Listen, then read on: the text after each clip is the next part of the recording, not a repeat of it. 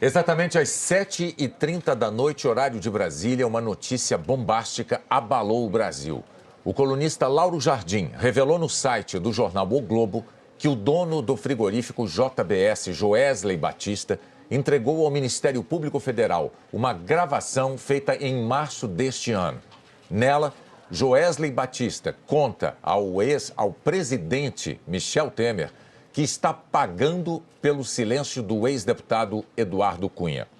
Segundo o jornal O Globo, os irmãos Joesley e Wesley Batista e outras 5 pessoas estão tentando fechar um acordo de delação premiada com o Ministério Público e apresentaram várias gravações aos procuradores. Numa conversa gravada, o presidente Michel Temer indica para Joesley o nome do deputado Rodrigo Rocha Loures, do PMDB do Paraná, para resolver no governo um assunto da empresa JIF. Ainda segundo o jornal, em um vídeo feito logo depois, o deputado aparece recebendo uma mala com R$500 mil enviados pelo empresário. Nesse vídeo, de acordo com a reportagem de O Globo, Joesley Batista aparece contando a Michel Temer que estava dando a Eduardo Cunha e a Lúcio Funaro, operador do PMDB no esquema da Lava Jato, os dois presos em Curitiba, uma mesada para que ficassem calados. Nessa conversa, segundo o jornal, diante da informação, Michel Temer incentivou, abre aspas, tem que manter isso, viu? Fecha aspas.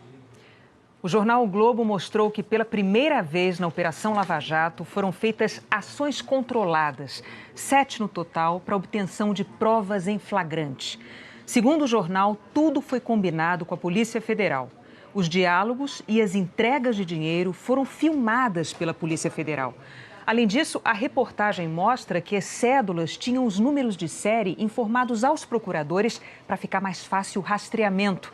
E as malas e as mochilas usadas para a entrega da propina estavam com chips. Apenas nessas ações, chamadas de controladas, foram distribuídos R$3 milhões em propina durante o mês de abril. As primeiras conversas para o acordo da delação premiada começaram em março e os depoimentos terminaram na semana passada. Os 7 delatores acertaram um pagamento de R$225 milhões de multa. Eles não vão ficar presos, nem vão usar tornozeleiras eletrônicas. E uma correção sobre o ex-deputado Eduardo Cunha, o que se tem é uma gravação de áudio e não a gravação das conversas e não a gravação de vídeo, em vídeo. Isso em relação ao ex-deputado Eduardo Cunha. Os delatores da JBS tinham nas mãos conversas gravadas do empresário Joesley com o presidente Temer, além de um histórico de propinas distribuídas a políticos nos últimos 10 anos. Essas conversas foram gravadas no mês de março. Segundo o jornal O Globo, o dono da JBS usou um gravador escondido no bolso do paletó. Para que nada vazasse, ainda segundo o jornal, a Procuradoria-Geral da República adotou procedimentos pouco usuais. Na hora de prestar os depoimentos, os delatores entravam pela garagem da sede da Procuradoria em carros particulares e subiam para as salas sem serem identificados na portaria. A reportagem mostra que, segundo os delatores, o dinheiro para Cunha era entregue a Altair Alves Pinto, seu homem de confiança. Na conversa gravada, Joesley pediu a ajuda de Michel Temer para resolver uma pendência da JIF no governo. Temer disse que Joesley deveria procurar Rodrigo Rocha Loures, do PMDB, para cuidar desse problema. Temer disse: fale com o Rodrigo, Joesley.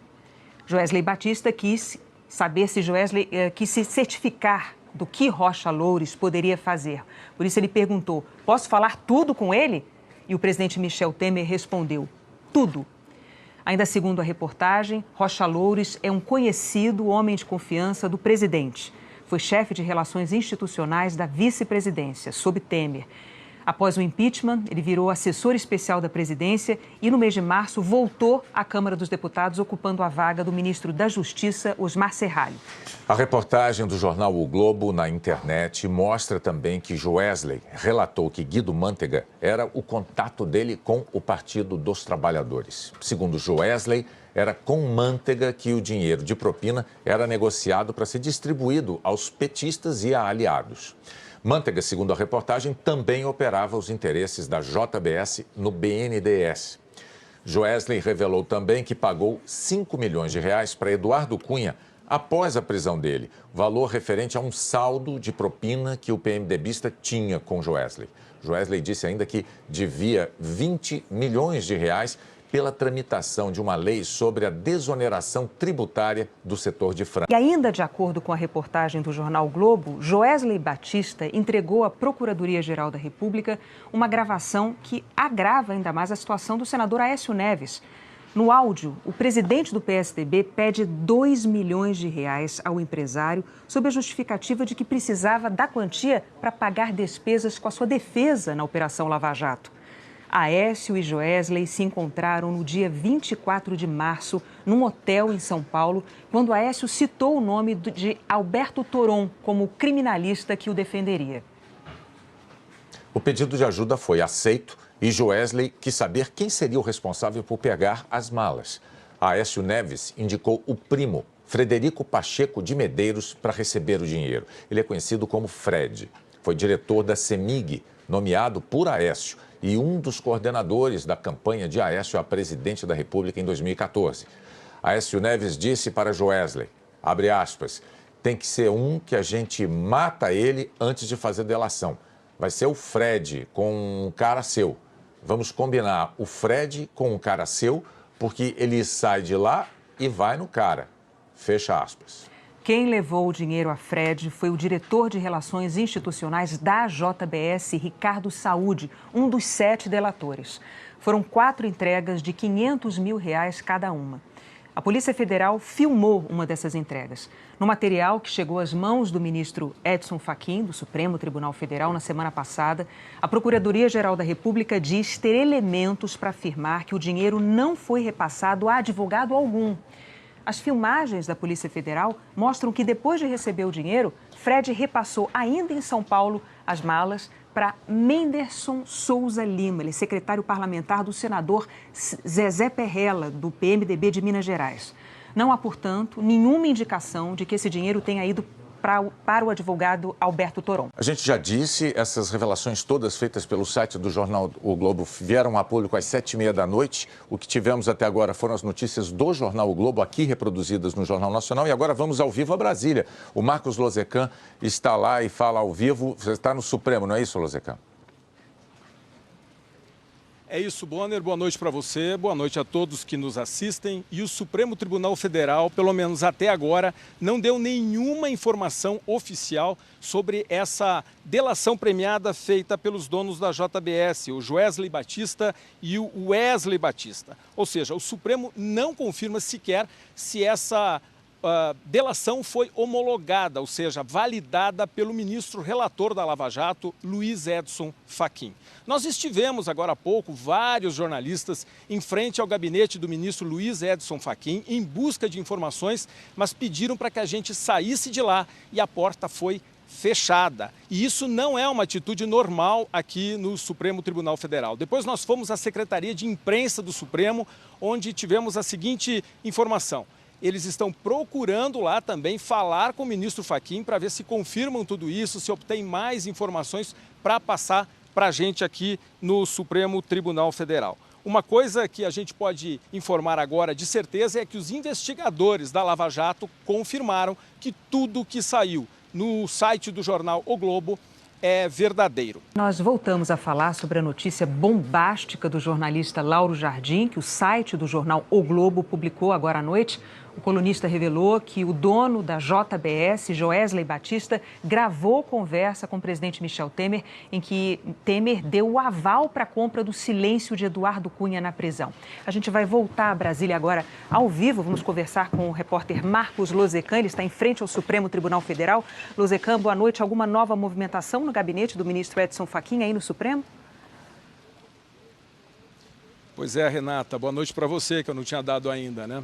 Olha só, o clima aqui é muito tenso. No Supremo Tribunal Federal, isso caiu também como uma bomba, foi uma grande surpresa o vazamento dessas informações. A Procuradoria-Geral da República, que fez as investigações, que fez também a delação premiada, que ainda não foi homologada, a Procuradoria-Geral da República diz que não vai se manifestar, nem confirmou e também não negou que essa delação já teria sido ou não homologada. A gente ficou sabendo mais cedo que o Procurador-Geral da República, Rodrigo Janot, teria estado aqui numa reunião de emergência com o ministro Fachin, mas na garagem a gente viu um carro que depois se confirmou que não era o carro dele. A gente não tem certeza se ele esteve aqui ou não.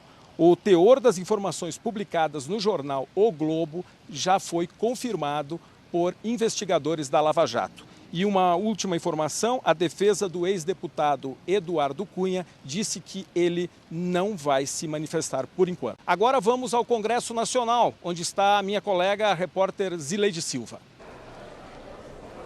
Oi, boa noite, Lozecan. Olha, as sessões aqui no Congresso, as sessões no Senado e na Câmara aconteciam normalmente quando parlamentares da oposição começaram a ler a notícia no site do jornal O Globo. Imediatamente, outros parlamentares também tentaram comentar o noticiário, mas pouco depois, os presidentes da Câmara e do Senado encerraram as sessões, evitando assim novos comentários. O deputado Rocha Loures, citado no noticiário do jornal O Globo, não está aqui em Brasília. Segundo a assessoria, ele está viajando, está em Nova York. E logo após tomar conhecimento do noticiário, o deputado Alessandro Molon decidiu entrar com um pedido de impeachment do presidente Michel Temer, baseado na lei do impeachment, a 1079, artigo 9º, com base no comportamento incompetente para o decoro do cargo. Bom, o presidente aqui da Câmara, o deputado Rodrigo Maia, do Democratas, saiu logo após o encerramento da sessão, saiu rapidamente